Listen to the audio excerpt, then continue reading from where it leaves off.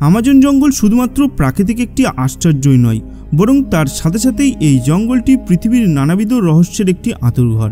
Amazon জঙ্গলের অধিকাংশ অংশই এখনও পর্যন্ত মানুষের নাগালের বাইরেই রয়ে গেছে।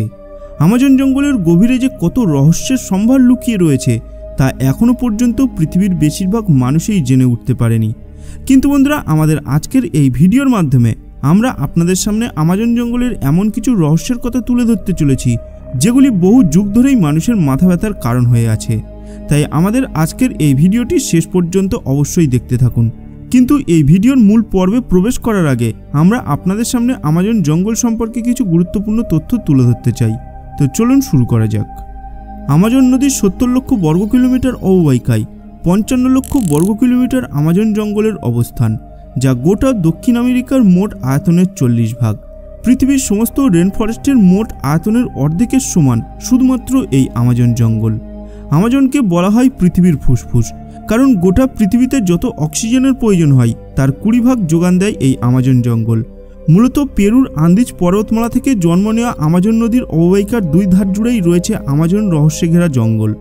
মোট 9টি দেশে বিস্তৃত এই রেন ফরেস্টের 60 ভাগই রয়েছে ব্রাজিলে, 13 ভাগ রয়েছে পেরুতে, বাকিটা Venezuela, Bolivia, Colombia, Ecuador, Guyana, Suriname প্রভৃতি দেশ জুড়ে রয়েছে। এক আমাজন জঙ্গলে রয়েছে 16,000 প্রজাতির প্রায় 390 বিলিয়ন গাছপালা। জীববৈচিত্র্যের সম্ভারে সাজানো আমাজন জঙ্গলে রয়েছে 45 লক্ষ প্রজাতির পোকামাকড়, রয়েছে 428 প্রজাতির উভচর প্রাণী, 1294 প্রজাতির পাখি, 378 প্রজাতির সরীসৃপ আর 427 প্রজাতির স্তন্যপায়ী প্রাণীর বসবাস। আর আমাজন নদীতে রয়েছে প্রায় 3000 প্রজাতির মাছ।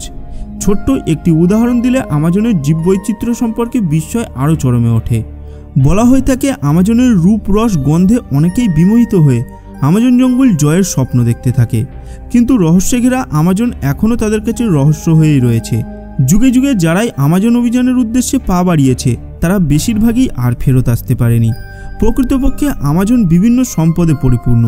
সম্পদ লাভের আশায় দফায় দফায় মানুষ এই জঙ্গলকে জয়ের নেশায় মেতে উঠেছে, যে ধারা এখনও অব্যাহত রয়েছে। কিন্তু আমাজনের অতিরিক্ত তাপমাত্রা আর আর্দ্রতার কারণে মানুষের পক্ষে এখানে টিকে থাকা প্রায় অসম্ভব। আরও একটা সমস্যা রয়েছে খাদ্যের। শুনতে আশ্চর্য লাগবে যে আমাজন জঙ্গলে প্রায় 1500টির মতো প্রজাতির ফলের গাছ রয়েছে, কিন্তু এদের মধ্যে মাত্র 200টির মতো ফলের প্রজাতিই খাওয়ার যোগ্য। তো বন্ধুরা, এতক্ষণ ধরে তো আমরা আপনাদের সামনে আমাজন জঙ্গল সম্পর্কিত বেশ কিছু গুরুত্বপূর্ণ তথ্য তুলে ধরার চেষ্টা করলাম। এবার আমরা আমাজন জঙ্গলের বিভিন্ন রহস্যগুলি আপনাদের সামনে তুলে ধরার চেষ্টা করব। ফুটন্ত নদী। পেরু সংলগ্ন এই আমাজনের একটি অংশে নদী রয়েছে যেখানে অবিরাম জল ফুটছে। একে বলা হয়ে থাকে ফুটন্ত নদী। বিজ্ঞানীরা এটিকে বিশ্বের বৃহত্তম থার্মাল রিভার বলে মনে করছেন। এই নদীর জল ফুটছে কেন তার কারণ বোঝার চেষ্টা করছেন তারা এখনও।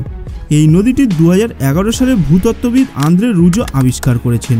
আন্দ্রে রুজো ফুটন্ত নদী আবিষ্কারের জন্য কঠোর পরিশ্রম করেছিলেন। এটি মায়ান্তুয়াকু নদী নামেও পরিচিত। আসলে আন্দ্রে ছোটবেলায় দাদুর কাছ থেকে ফুটন্ত নদীর গল্প শুনতেন। বৈজ্ঞানিক আন্দ্রে নিশ্চিত ছিলেন লোককাহিনীতে যদি এটি উল্লেখ করা হয় তবে বাস্তবে এমন একটি নদী অবশ্যই থাকবে। নদীর সন্ধানে বেরোনোর আগে বিজ্ঞানীরা তাকে সতর্ক করে দিয়েছিলেন। তারা বলেছিলেন আমাজনে এমন কোনো নদী থাকতেই পারে না, কারণ কোনো জীবন্ত আগ্নেয়গিরি এই জঙ্গল থেকে অনেক দূরে অবস্থিত। এরপরেও আন্দ্রে অনুসন্ধান করতে বেরিয়ে পড়েন। তখন তিনি টেক্সাস বিশ্ববিদ্যালয়ের পিএইচডি করছিলেন। এটি 2011 সালের ঘটনা। আমাজনের গভীরে যাওয়ার সময় আন্দ্রে নিজেকে প্রস্তুত করছিলেন। এরপর 4 মাইল পর্যন্ত বিস্তৃত এই নদীর হদিশ পান আন্দ্রে। পেরুর জনজাতি আসানুনকা ওই নদীর পাশে বসতি স্থাপন করেছিল। মায়ান্তুইকা নামটি তাদেরই দেওয়া। তারা এই নদীকে পবিত্র বলে মনে করেন। আন্দ্রে জানিয়েছিলেন নদীর জল এতটাই গরম যে 1 মিনিট আঙুল ডুবিয়ে রাখলে পুড়ে যেতে পারে। The boiling river, Amazon adventure and Discovery নামক বইয়ে আন্দ্রে এই নদীর কথা উল্লেখ করেছেন। পিরিপকুড়া জনজাতি। বন্ধুরা, আমাজন জঙ্গলে বেশ কিছু এমন জনজাতির মানুষ বসবাস করে থাকেন যারা আধুনিক সমাজ থেকে সম্পূর্ণভাবে বিচ্ছিন্ন। এরা সভ্য সমাজের রীতিনীতি, রংঢং সম্পর্কে কিছুই জানে না। একমাত্র আমাজন জঙ্গলেই এদের কাছে সব কিছু। কিন্তু বর্তমানে তাদের এই বাসস্থানটিও তাদের কাছ থেকে ধীরে ধীরে হারিয়ে যাচ্ছে, কারণ এখন প্রতিদিন একটু একটু করে হারিয়ে যাচ্ছে আমাজনের অরণ্য। হারাতে বসেছে সেখানে বসবাসকারী উপজাতিদের অস্তিত্ব। সম্প্রতি এমন আশঙ্কার কথাই শুনিয়েছেন ব্রাজিলের একাধিক অরণ্য এবং উপজাতি সুরক্ষা সংগঠন। আর এর মধ্যে সবচেয়ে কঠিন পরিস্থিতিতে বসবাস করছেন পিরিপকুড়া উপজাতির মানুষেরা। 1980 সালের আগে পর্যন্ত এই উপজাতির অস্তিত্বের কথা কেউই জানতেন না। সভ্য সমাজের কাছে সবচেয়ে নূতন উপজাতি এই পিরিপকুড়া। তাদের জীবনযাত্রাও অনেকটাই দূরবর্তী। সরকারিভাবে তাদের এলাকাকে সংরক্ষিত অঞ্চল হিসেবে চিহ্নিত করা হলেও ক্রমশ সেখানে সভ্য মানুষের অনুপ্রবেশ ঘটছে। সেই সঙ্গেই আরও সংকটপূর্ণ হয়ে উঠছে এই উপজাতির মানুষদের জীবন। 1980 সালে পিরিপকুড়া উপজাতির 2 জন সদস্যকে নাগরিক জীবনে নিয়ে আসার চেষ্টা করা হয়েছিল। তার মধ্যে রীতা পিরিপকুড়া আজও জীবিত আছেন।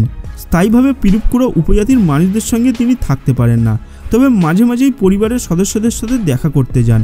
তার 2 ভাইপো পাকি এবং তামান্ডুয়া আজও উপজাতির সঙ্গেই থাকেন। এছাড়া এই উপজাতির আর কোনো সদস্যের কথা জানা যায় না। তবে রীতার মতে আরও অন্তত 13 জন পিরিপকুড়া বেঁচে আছেন, কিন্তু কতদিন বেঁচে থাকতে পারেন তা নিয়ে সন্দেহ থেকেই যাচ্ছে। সম্প্রতি স্যাটেলাইট প্রেরিত একটি ছবিতে দেখা গিয়েছে পিরিপকুড়াদের জন্য সংরক্ষিত 131,000 হেক্টর অরণ্যের মধ্যে গড়ে উঠেছে অন্তত 4টি পশু খামার। পশুদের খাবারের জন্য অরণ্য ধ্বংস করে তৈরি হচ্ছে তৃণভূমি। এমনকি এই অঞ্চলের উপর দিয়ে পাকা রাস্তা নির্মাণের কাজও শুরু হয়ে গিয়েছে। মানুষের বসবাস। বন্ধুরা, আমাজন জঙ্গলে মানুষ ঠিক কতদিন আগে থেকে বসবাস করতে শুরু করেছিল এই বিষয়টিও বৈজ্ঞানিকদের কাছে একটি বড় রহস্য হয়ে উঠেছে। কারণ আজ পর্যন্ত কেউই এই বিষয়ে সঠিকভাবে কোনো তথ্য দিয়ে উঠতে পারেনি। কিন্তু এই রহস্যের সমাধান হয়েছে 2017 সালে, যখন কলম্বিয়ার কাছে কিছু রিসার্চার একটি পাহাড়ের উপর বেশ কিছু পেন্টিং খুঁজে পেলেন। এই পেন্টিংগুলি দেখা মাত্রই ওই অঞ্চলের 13 কিলোমিটার অংশ জুড়ে আর্কিওলজিক্যাল ডিপার্টমেন্টের রিসার্চাররা নিজেদের রিসার্চ করতে শুরু করেন এবং তারা রিসার্চ করে এটা বুঝতে পারেন যে এই পেন্টিংগুলি আজ থেকে প্রায় 12,000 বছর আগে আঁকা হয়েছিল। যে সময় এই পেন্টিংগুলি তৈরি করা হয়েছিল সেই সময় আমাদের পৃথিবীতে আইস এজ চলছিল এবং এই পেন্টিংগুলিতেও এমন কিছু জীবজন্তুর চিত্র পাওয়া গেছে যেগুলি শুধুমাত্র আইস এজের সময় পৃথিবীতে বিরাজমান ছিল।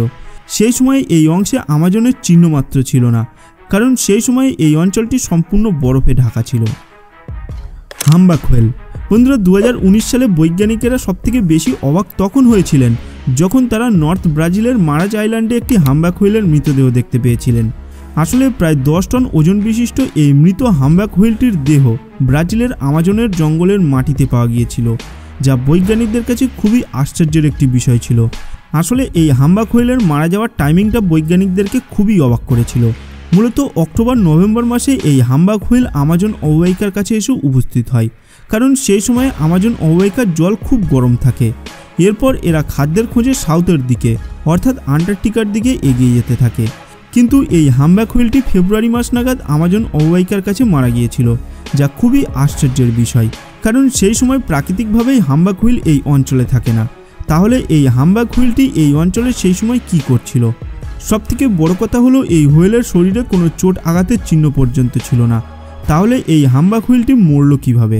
আর কিভাবেই বা এই হাম্বাক হোয়েলটির মৃতদেহ স্থলভাগে উঠে এসেছিল? এই প্রশ্নগুলির উত্তর আজও অজানাই রয়ে গেছে। তো বন্ধুরা, আজকের ভিডিওটি এই পর্যন্ত। আজকের আমাজন জঙ্গল সম্পর্কে এই তথ্যগুলি জেনে আপনাদের কেমন লাগলো তার নিচে কমেন্ট বক্সে কমেন্ট করে জানাতে ভুলবেন না। আর যদি ভিডিওটি ভালো লাগে ভিডিওটিকে লাইক করার সাথে সাথে নিজের বন্ধুদের সাথেও শেয়ার করে দেবেন। দেখা হবে পরের ভিডিওতে।